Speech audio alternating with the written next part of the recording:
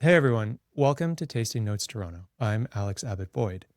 In this episode, I'm joined by James Lee, recent winner of the Best Young Sommelier of Canada competition and currently the Assistant General Manager at DaNico, a Michelin-starred restaurant here in Toronto.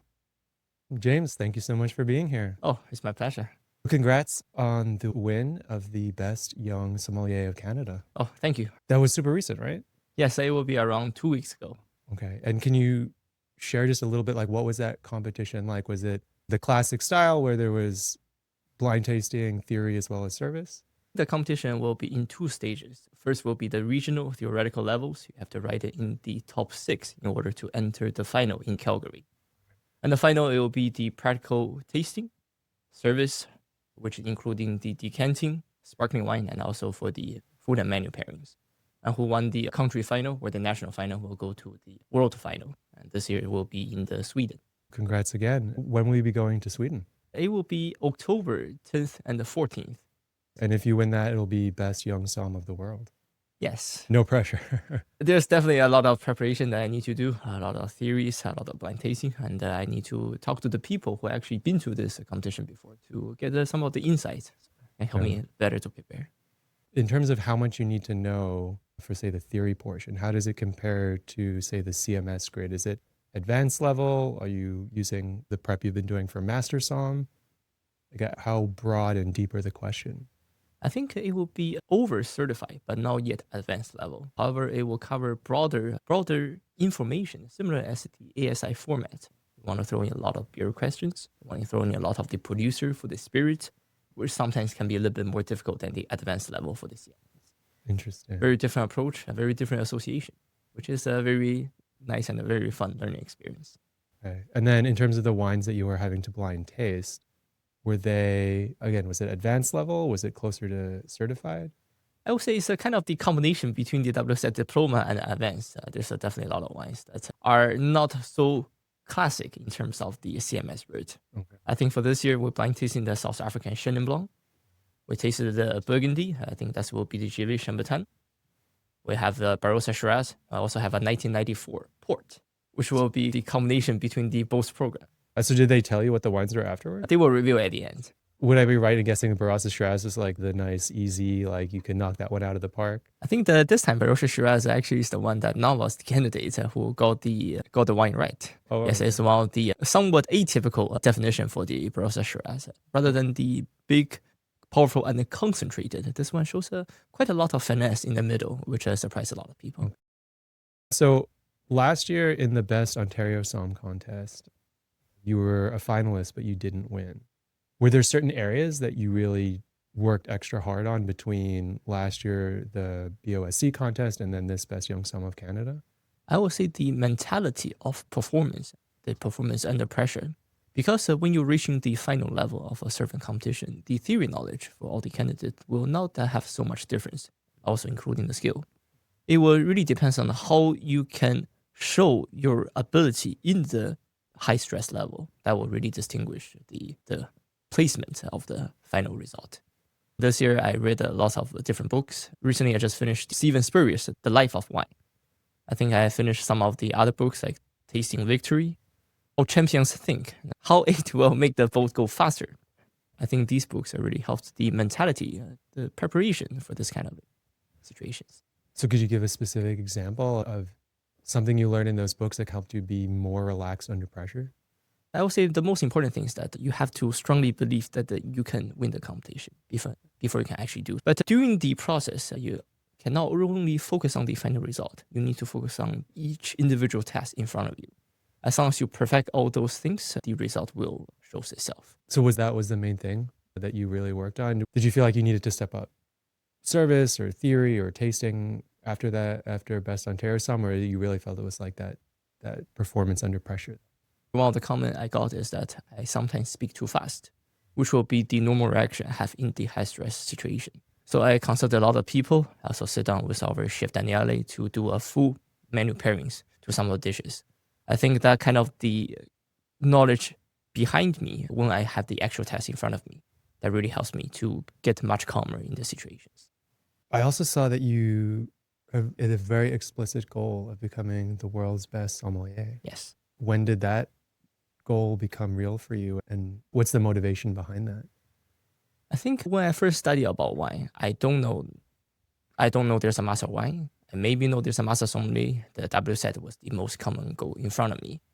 And then after I start climbing up the ladder, I want to become the best. And I also want to learn from the best. So I started researching who is the person to get all the titles. And it turns out to be my role model, Mr. Gérard Basset, who got the world best sommelier, master sommelier, and the master wine. I read his book, Tasting Victory, and his life story really inspires me quite a lot. I want to become a person and become a professional as good as him. What about his life story was so inspiring? I think it will be the simple reason that wine become a very important, very essential aspect for every piece of the life.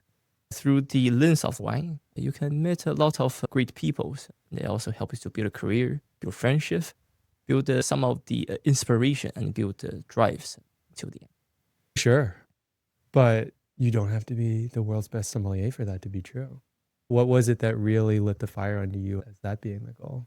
I think my parents was very strict to me when I was young. However, they didn't limit me from choosing my profession. The only one message I get from my dad is that no matter what you do, even if you become cleaner, you will be the best. I think that mentality stayed with me for quite a lot. And through the climbing out ladder with a journey for either CMS or WSET or MW, I want to perfect my craft to a certain level that I can be satisfied myself. Right now, I feel like I have so much things I don't know than the things I do know. I really want to get better each single day. And hopefully reaching those goals can help me to answer my question, help me to find peace in myself. Yeah. Are you enjoying the journey? I would say right now, I'm still deciding, am I really enjoying it or not? When I first started, I had great fun. I was drinking every day, had the rapid development. I have a very rapid return in all my effort and all my results. But right now, I feel like it still accumulates, but it still accumulates in the much less noticeable levels. It will need to count it by years or over a couple of years in order to see the result. Would you be disappointed if, say, you became the world's best sommelier, a master of wine, but not a master sommelier? Is achieving all three very important? I never thought about questions because right now my life is built on these three goals that I can keep me improving. But I don't know if my determination or my drive will shift after I achieve one or multiple of those. I hope it will continue to stay the same, that enables me to push even further. However, I think the main question I ask myself is that if I one day achieve all those goals, what will be the continued drive for me to push forward? And what do you think it will be? It will be a more deeper philosophical questions. Is that you don't have a higher entity to please. Right now, it's the examiner for the both institutions. I think I need to deal with myself and my inner peace even greater when I achieve those goals. So how do you approach studying? To bring it back from the philosophical to the practical, what does a typical day between your work at DaNico and studying look like? And how does a month look like? How do you think about it? I think if we talk about day to day, I will wake up around 9 to 10 in the morning. I will use around 10 to 1 to all the theoretical study. That way, it will be the best way to help my brain to receive the informations. Starting from 2 and until around 10 or 11 in the evening, it will be the work time, which will shift my mindset away from the study. When I go home, I usually sleep around 2 to 3 in the morning. That's why I will use the time to write essays. That will time to generate all my thoughts. I normally blind tasting during the weekend. That would be a very nice escape from all the work schedules. What's your favorite part of studying? Yeah, and I ask that because for so many people, it could very easily just totally ruin their enjoyment and love of something like wine. Has it done that for you, or are you finding a lot of meaning and happiness in this pursuit? I will say the happiness from wine comes, sometimes it shows up, but the majority of the time is hidden very underneath.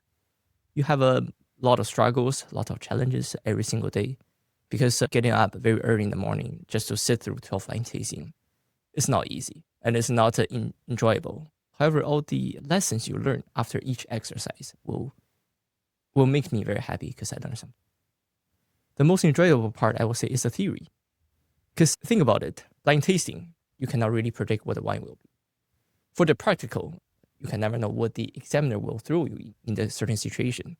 But for the theory knowledge, it will just stay there, although it will keep updating, but it will not run away.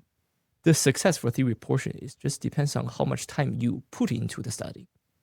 And every single time I read new things, it makes me happy because it contributes to my complete knowledge set. However, I also traded my social life to the majority of reading I do. You said something interesting, which was that for the blind tasting, you can never know what the wine will be. But isn't that the whole point of blind tasting? Is to be able to know what that wine is going to be. I think if I'm only preparing for the CMS, I would really focus on getting the grape varieties, getting the region, or even the producer right. But after engaging in the MW, I will say it will be a little bit more important to see how the region, how the country define a certain style of wine. CMS never really focus about the country profile. How does the wine from France taste like? How does wine from Australia taste like, or from Italy taste like? But for the MW, they want to know the country profile or the regional profile. And the blind tasting help you to identify how the producer is being placed in terms of the regional quality, which will be a very nice or different approach that I also learned a lot from. But do you think that countries do have a certain taste? Think about Australia and the range from what we were talking about before with the typical Barossa Shiraz to a more restrained and elegant one to something from Tasmania or a Pinot Noir or a Chardonnay like we're drinking from Bindi in the Macedon Hills is going to be so different. I also thought the same, but after I engage in the program, I find that Australian wine have a very distinct character, which will be the pristine for the fruit. Normally, we think about the warmer region or even the cooler region. The definition fruit is so clear and so precise that will normally lead me to Australia. What does the French wine taste like? I would say French wine tastes in the balance between the fruit expression and the mineral-driven characters. Although sometimes there will be a French oak popping up at once or not, you can find a little bit more elegance and more finesse in this wine than the more expressive characters. And you think that holds from Bordeaux to Beaujolais to Champagne to the Southern Rhone? I think you can see that characteristic right across the board. It will be very restrained fruit character. It's like you want to tell a story, but you don't want to show story directly in front of the wine drinkers. That would be my interpretation. Interesting. However, I might be wrong. So you mentioned that you're very focused on the goals now. Have you thought about career-wise when you achieve your 3 goals? What will you be doing? I will still be engaging in the wine industry. However, I won't focus 100% of my energy only to the hospitality. I also want to engage in the teaching, lecturing, masterclass, and helping all my colleagues and all my next generation for the sommelier to become even better. I think that holds a larger responsibility in terms of the industry rather than limited myself only to hospitality. Oh, you don't want to be immediately become like the brand ambassador for a major champagne house or something like that? If you ask me the question around 3 years ago, I would say I definitely want to do that. I think for the Ian Coble, who after become the Master Sommelier, who suddenly become the brand ambassador for the Krug, that would be very good things and a very prestigious thing to do. Flying around the world drinking Krug sounds pretty nice. Yes, it is. However, I think right now, I don't really want to be so much forward about my characteristic compared to myself a couple of years ago. I want to be quite stable and find peace and gradually improving rather than demonstrating everything that I have. Maybe that will be a shift of mentality. Ian also started a business. He started a business called Som Select that was selling wine online. That was one of the main places I bought wine when I was not in the industry, but I just loved wine and I was living in the US. Okay, so shifting gears. Yes. So you're now the assistant general manager at DaNico. Yes. Michelin-starred Italian restaurant here in Toronto. Could you share just a little bit about what DaNico is all about? So tell me about the chef, tell me about the cuisine, tell me about the beverage program. I think DaNico will be placed as the Italian contemporary cuisines. Our chef is from the Naples in Italy, who is bringing out the authentic Italian culinary experience, however, with international influence. Sometimes we also have the inclusion of techniques in Japan, in China, in Brazil, or in Chile. That would be a very nice inclusion for how Italian cuisine approach for the multiple culinary techniques around the world. Is there any dishes that are like must try, been on the menu since the restaurant opened? I think it will be one of the pasta dish called the spaghettoni, which will be one of the chef's signature dish. When I first dined at DaNico around the January of the 2025, I'm also very surprised by the quality of the pasta. It is being infused with a lot of the essence from the organic mushroom, Parmigiano-Reggiano foam, and the very beautiful shaved Italian black truffles. It's a combination between the savoriness, creaminess, and a lot of the umami characters, which surprised me really. And then the beverage program, how many wines are on the list? I think for now, we're currently around less than 1,000 SKU. There will be quite a lot of the selections. Since DaNico also have a lot of the very professional sommeliers being over with the journey, every sommelier also bring their own definition for the wine into the program. That's why when I look at the beverage program now, you can see the traces from each sommelier and how they're interesting for their areas, which surprised me quite a lot. Okay, and is it, I would guess it's primarily Italian wine, or is it a good mix from all over the world? Primarily, we have a lot of collection for the top-notch Italy, but we also focus on France, Old World, and some very nice collection for Canada. Okay. And what kind of beverage pairings do you do? Is there one wine pairing? Is there a couple wine pairing options? How does that? I think we currently have 2 tiers of wine pairing. One will be the sommelier-led wine pairing, focused on the young vintage of the Italian wine. The second will be the premium pairing, which will a little bit older vintage, travel around the world in the famous region, and explore some of the famous producers. However, the restaurant is also working on the even higher tier pairings. It will be the legendary, which will be the unicorn lineup for each single one of them. And so now at DaNico, you are the assistant general manager. Yes. Whereas before your last role at Enigma, you were the head sommelier. So how have you found it stepping into an AGM role versus being purely focused on the wine list? I think that gives me a more holistic view about the how restaurant or how the industry operates. Because for the AGM, you don't only think about the how beverage program will contribute to the entire restaurant sales. You need to talk about, you also need to think about when the first guest walk in or during the reservation level to when the guest left, the entire experience. And it makes me realize that beverage is not the main focus. Culinary is not the main focus, but the entire experience, probably the things that invites the guest to be back for the next time. Is that a little humbling to realize that while we love wine so much, that it's just a smaller part of the experience? I would say, unfortunately, it is. Although it can be a very major experience, some of the very nice and very enthusiast wine connoisseurs, but for majority of the mainstream consumers, it will be a cherry on top rather than the main dish of the evening. As AGM, you're now working with the head sommelier, Addison. Yes. I know you've only been there a relatively short time, but what are some of the favorite pairings that you've done with her? I think Addison is a very great person. I really enjoy that every single day I work with her. Really hope that we can continue to develop this positive collaboration in the work culture. It's really fascinating for me to see somehow all my colleagues have a different approach of wines that can exceed in terms of the building connection with the consumers, with the guests immediately. That fascinates quite a lot. Currently, for the premium pairing, we have a very nice sparkling sake from the Alain Ducasse. It will be one of the very nice starting point of the premium wine pairing experience. Since sake is very trendy at this moment, sparkling sake will be even more niche category for the consumers. For some of the serious wine collectors, it will be a very nice alternative options compared to some of the traditional method sparkling wine like champagne, like Franciacorta, or like UK alternative. And what is the flavor profile? I would say a combination between the savoriness and the creaminess and the semi-aromatic. It will be a complete different profile than the champagne or than the majority of the sparkling wine. How does it get the bubbles? Is it traditional method in like fermentation in a bottle? Is it injected with CO2? It will be the secondary fermentations. Okay. Since sake also have the different classification for the introducing for the sparkling wine. Traditional method, which they have a little association called the awazaki, will be the most prestige one. They also can inject CO2, however, it will not be as smooth or as delightful as the traditional.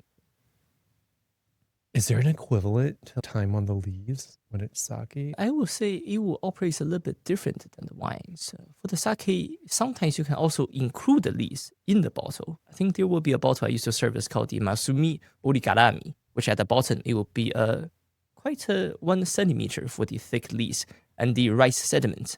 Before you're serving that, you have to turn the bottle upside down, shake it quite a bit to mix everything together. and have a different opaque level for each single glass. I think that operates a little bit differently than the clean and the clear, crisp representation from champagne. And so what are you pairing this with on the menu? That will be the first aperitivo, which will be the mousse bouche or canapes to start the experience. There's a lot of element, savor, crispness, and some of the gentle heat will be very nice pairing with the sake.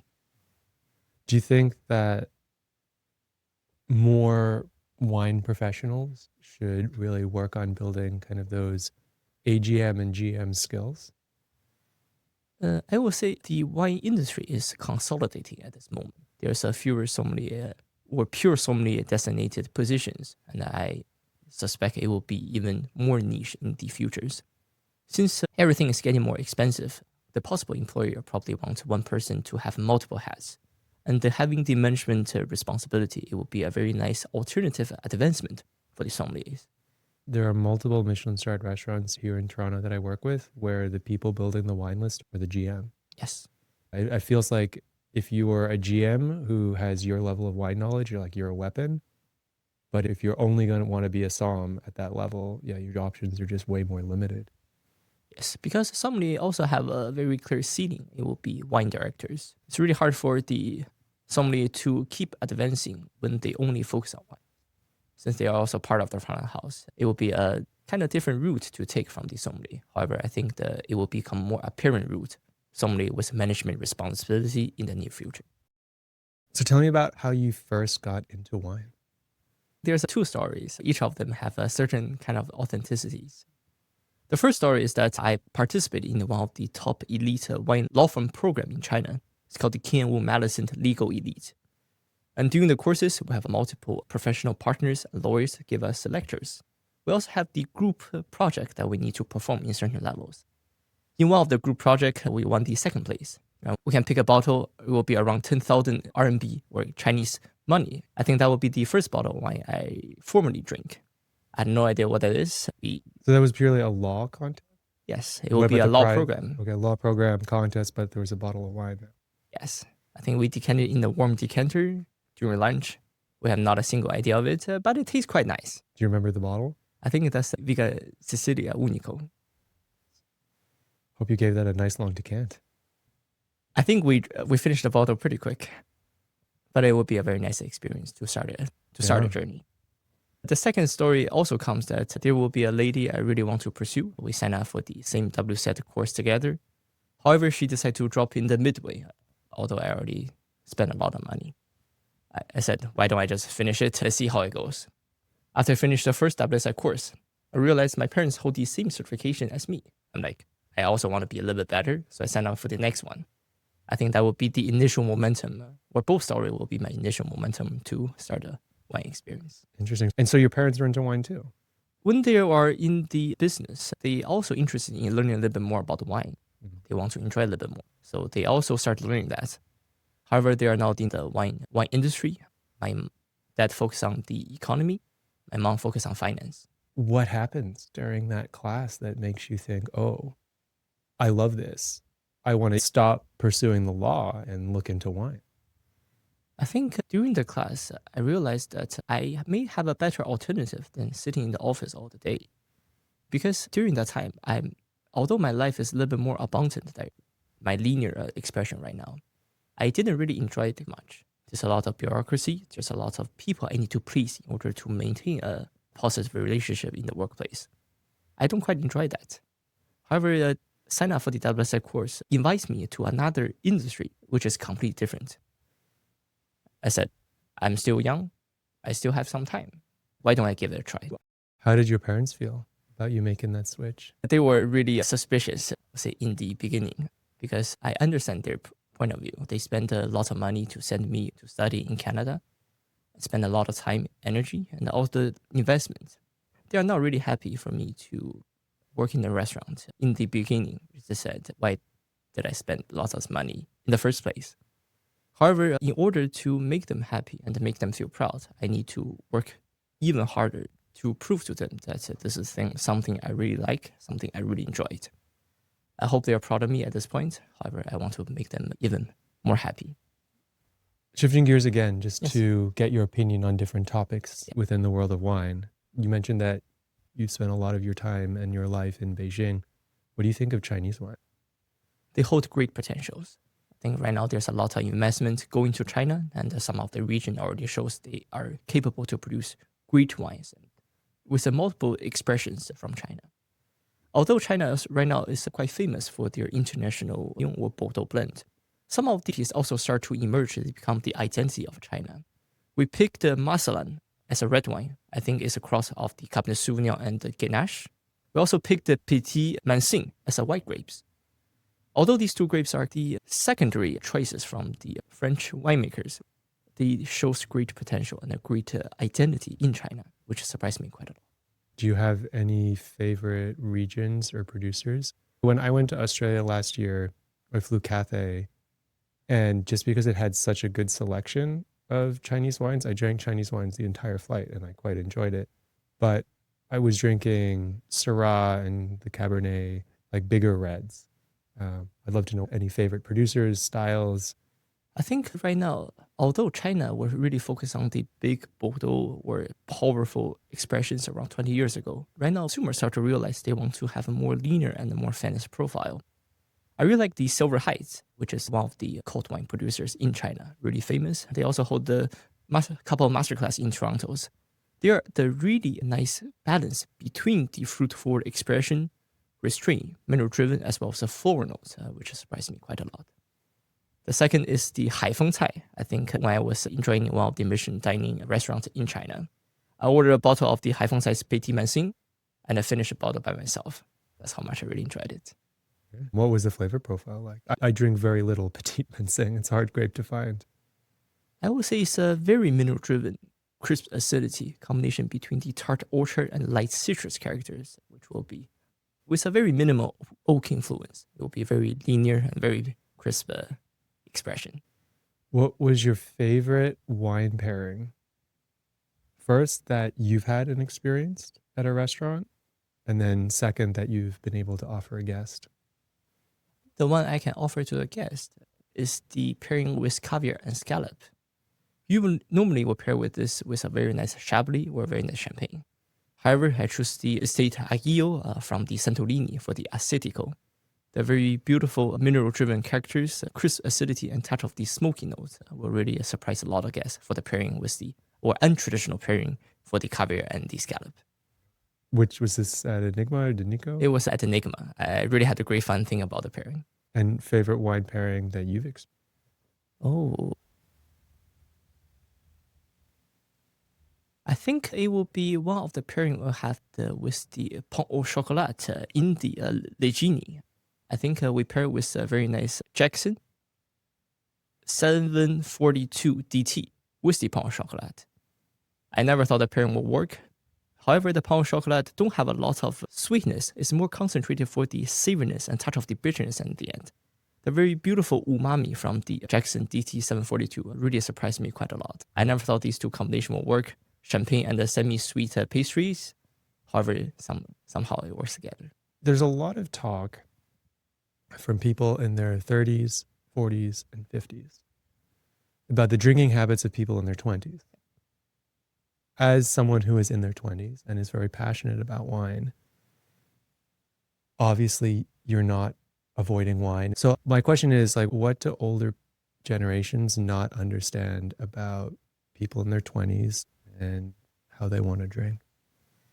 I think the younger generation with the similar age, or my friends around me, they have a different approach to drinking. Wine holds the entry barriers to enter because there's a lot of grape varieties, a lot of countries, a lot of appellation you have to follow. And so really connecting to what shows on the label to the style you really have. And together with the increasing price point for lots of the classic region, that will be a very kind of the scaring away for lots of people. That's why they tend to choose the more easier understanding categories, like tequila, or like a whiskey, like vodka, or like beers. However, the idea of the drinking is also changing. People are trying to spend less money on the beverage or alcohol beverage, but they tend to focus more attention on getting the quality beverage with a very reasonable price point. It's rather than chasing the big names compared to the couple 10 or 20 years before, they're chasing the quality and they're chasing the story behind each bottle. I think that will really define the modern generation. How have you gotten your friends into wine? Have you succeeded in converting a few people? A few of them. I normally let them into the very, not fine dining, but a very nice, good environment restaurant. I will order some of the classic expression, like Chablis, like Sancerre, like Champagne, any of the very special wine that I really enjoyed. I think I will let them first taste about some of the pairings and taste the wine by itself. It will be a good way to see how the wine will interact with the food and then lead to the enjoy wine alone. Yeah. And that's worked? Converted a few? 2 right now. Okay, awesome. What do you think are some of the most exciting wine regions right now and wine styles? I think currently I will say 2 regions that surprised me the most. First, it will be the Tasmania. I tasted some of the very nice cooler expression examples and also from your introduction, which has surprised me quite a lot. Their linear expression from the marginal cool climate can result in the very fresh and crisp acidity, which will be something that lot of the classic region are gradually lacks of due to the influence of the climate change. Either their Pinot, either their sparkling wines from the Tasmania will be a very nice expression that I really can find. I want to enjoy something that's linear, crisp, and elegant. Second, it will be the southern part of UK for the champagne or the traditional method sparkling wines. Although we normally think about the UK compared to champagne has a more greener expression due to the northern latitude and have a more fresher aspect due to the less reserve wine that they use. However, the accumulation for the last couple of vintages, as well as the increasing quality and increasing global attention for the small niche regions, really surprised me quite a lot. In a lot of blind tasting, I really cannot distinguish the very high quality UK sparkling wine from the top champagnes. Interesting. What are some of your favorite producers? I think the one surprised me the most is the Domaine Evermont. It will be one of the estates from the Tatonji established in the southern part of UK. They use a lot of reserve wine in their first ever vintage release, which the producer has been building in quite a lot of years before they even released the first cuvee. I think that's what shows up in my MW mock exam yesterday's. I called it a very nice quality champagne and turns out to be the sparkling wine from UK. That surprised really a lot of people in the room who are doing the blind tasting. Besides the UK and Tasmania, are there any regions you think that North American somms should have on their radar but don't now? I think I would say although trade wars are unfortunate and it will really hard to replace the importance of US classic region in the wine history, it does give an opportunity for at least the local Ontario consumers to enjoy more Ontario wines. When I was working at Enigma, there's a lot of perceptions that guests will lead away from Ontario because they have the perception of inferior quality compared to the classic regions. But I try to give them at least an opportunity to explore some of the best examples for the Ontario wines. I think it will definitely increasing in terms of the quality, the production level, as well as the global attention for these regions. We have a lot of the great people working in this industry, which I also really admire. I'm really looking forward to learn from, which even make Ontario more interesting. Are there any favorite Ontario producers you want to give a shout out to? I think first will be the On7 from Vittorio, who is having a very small acres of vineyard devoted just for Pinot Noir and for Chardonnay. I used to carry the On7, the Devotion Chardonnay all the time. The most surprising thing is that one of my colleagues brought the On7 Chardonnay 2021 vintage in the little ceremony at the end of the MW bootcamp. I'm like, oh, I know this bottle. I know the producer. He's a great person. Favorite bottle of wine you've ever had? It doesn't have to be the most famous or the most important, but the one that when you were drinking it was the most delicious wine in the world.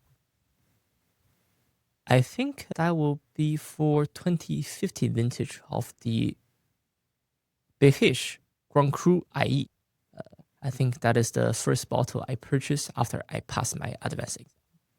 I wouldn't say pass my advanced exam is fun. I got the placement in less than 7 weeks to tell me that I can have opportunity to attend the exam. I quit my position immediately, threw every single thing out of my life. I was studying maximum to 16 hours a day just to pursue these certifications. Somehow, by the miracle, I did receive the final result for the exam. I'm really happy. And I really want to buy a champagne to celebrate. I think that is a bottle I popped. Why did you pick that bottle? I think if you're looking for some of the expressions compared to the more linear ones, Béréche is more complex, more savory, and more concentrated. I want to find something that matches the weight that I put all my effort in for the last, I would say, 7 weeks. I'm really happy. To wrap things up, what do you love most about wine and hospitality? I think wine gives me a scope to explore other important regions or other important topics around the world. Learned a lot about the history, a lot about geography, the culture, the art, and also the story of people behind it. It's like the connecting with the intersection for bringing all these different aspects of life together. That fascinates me quite a lot because without wine, cannot never have a very unique career, very different lifestyle, and all the great people, including you, that I met. I totally agree. That's why I love it too. Thank you so much for your time. It's my pleasure.